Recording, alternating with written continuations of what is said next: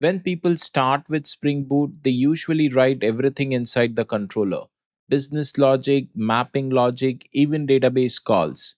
It works, but it's a bad design, and it becomes a problem very quickly. Here's the rule you should remember: controllers handle HTTP, meaning input and output, nothing else. And let's look at a FAT controller.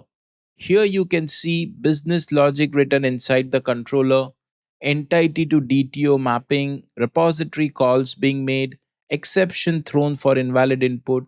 In short, multiple responsibilities in one method. This controller knows too much. This is what you should avoid.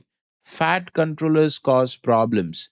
The code becomes hard to read, logic cannot be reused in other controllers, testing becomes difficult as there is no separation of logic, and changes break multiple things. Your app would soon become a messy app. Now look at a thin controller.